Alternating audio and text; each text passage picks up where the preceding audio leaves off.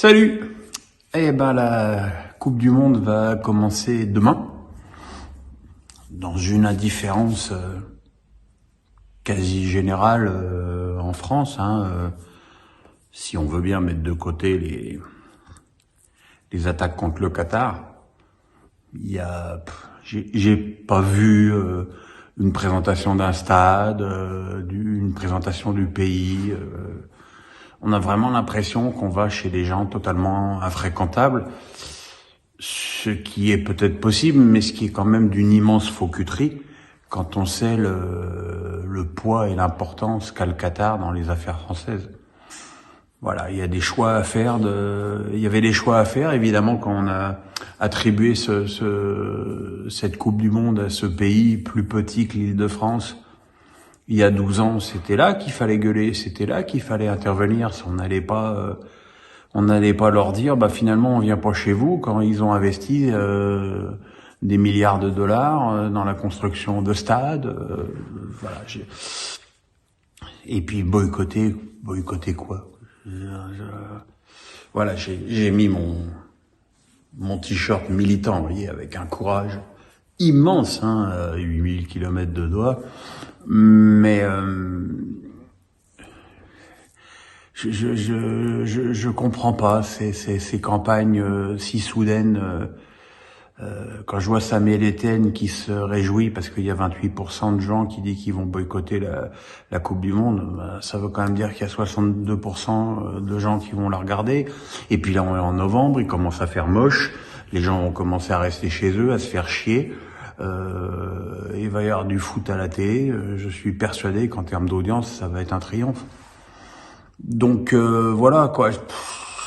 Il n'y a pas un bon climat autour de cette Coupe du Monde. Alors c'est vrai que les Qataris font pas grand-chose pour que ça s'arrange entre l'incident avec la télé danoise et puis cette décision à 2 jours du début du tournoi d'interdire la vente d'alcool autour des stades. Revenant sur un engagement qu'ils avaient pris auprès de la FIFA, sachant que Bud est un des sponsors principaux de la Coupe du Monde, c'était évidemment un mauvais signe. D'une manière générale, on sait que entre le Qatar et la FIFA, c'est pas l'amour fou, que les deux s'auto-exaspèrent. Donc voilà, maintenant il faudrait que ça commence vite et que les matchs, et que la clameur des matchs efface un petit peu tout ça, parce que ça reste une Coupe du Monde. Vous savez, moi j'étais au lycée quand il y a eu la Coupe du Monde en 78 en Argentine, qui était dirigée par une junte militaire, du colonel Videla. Il y avait les gens qui étaient torturés, il y avait des camps, donc et la Coupe du Monde, elle avait quand même eu lieu. C'était pas une Coupe du Monde propre en plus. Et puis on n'a quand même pas dit grand-chose quand il y a 4 ans avec la Coupe du Monde de Russie. On n'a pas dit grand-chose avec les Jeux de Pékin. Donc pourquoi une telle haine exacerbée sur le Qatar? Peut-être parce que ce sont des Arabes. C'est une possibilité qu'il ne faut pas balayer d'un revers de la main, malheureusement. Moi, j'ai été au Qatar 3 jours. Alors, j'ai été évidemment dans des conditions de luxe qui ne m'ont pas permis d'être au contact de la vie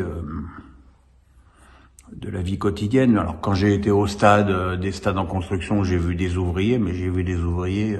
Alors, est-ce qu'ils m'avaient mis des faux ouvriers comme ils ont mis des faux supporters? Peut-être, mais je sais pas quoi. Et puis j'ai vu au Qatar des femmes en short faire leur jogging. J'ai vu des femmes boire de l'alcool dans les restaurants. Donc voilà, j'ai l'impression aussi qu'on noircit à loisir le tableau. Enfin, toujours est-il qu'il y a une Coupe du Monde qui va commencer. La première de l'histoire en hiver. Alors longtemps, c'est vrai que j'ai dit que c'était plutôt un truc attractif, intéressant, de voir peut-être des joueurs arriver moins râpés.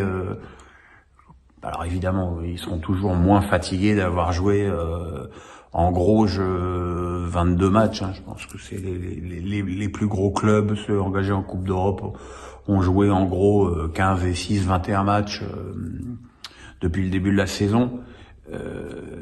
Et que c'est évidemment moins usant que d'en avoir joué 60. Mais ils les ont joués d'une façon tellement rapprochée, à un rythme tellement effréné, que ça a en tout cas entraîné pas mal de pépins physiques, avec évidemment des forfaits marquants, évidemment Sadio Mané étant le forfait le plus marquant, Christopher Nkunku aussi. Voilà, c'est en fait il y a tant que les dirigeants du football mondial n'auront pas pris la seule et vraie décision raisonnable, c'est-à-dire de réduire le nombre de matchs, on aura toujours un phénomène ou d'usure tout au long d'une longue saison, ou évidemment si on accélère la cadence, impossible qu'il n'y ait pas de casse quand tu joues autant de matchs si rapprochés. Maintenant, vous donnez mes favoris. Je pense que le Brésil et l'Argentine sont très forts, avec tous les deux leaders qu'on connaît bien et qui sont extraordinairement motivés. Il faudra voir à l'usage. L'équipe de France, je vous en parlerai plus tard dans la journée. Voilà, il y a des équipes un petit peu en retrait sur les derniers tournois qui sont toujours quand même dangereuses, comme l'Allemagne, l'Angleterre, l'Espagne. Voilà. Maintenant, je crois pas du tout aux équipes du continent africain. Je suis bien désolé, mais je pense que si on en avait une ou deux qui arrivaient à sortir des poules, ce serait déjà un très très bon résultat. Voilà, je pense qu'on va avoir...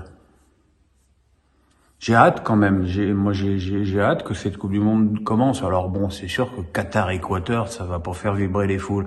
Mais bon, il faut bien un début. Alors comment on va vivre ça sur YouTube et sur Pierrot le Foot? Voilà, je ferai à peu près 2 vidéos par jour.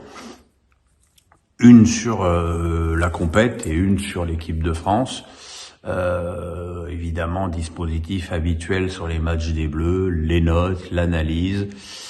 Voilà, donc écoutez, j'espère que ça vous plaira. C'est tout ce que je peux faire avec la non-tribune que aujourd'hui les médias m'offrent. Donc voilà, si vous m'aimez bien, c'est ici qu'il faut me retrouver pendant tout le tournoi avec mon mur de pierre, mes chiens quand ils sont là, ils sont pas là, ils sont avec maman là. Voilà. Bonne journée les amis, je vous ferai une vidéo sur l'équipe de France après l'entraînement et je vous fais des bisous.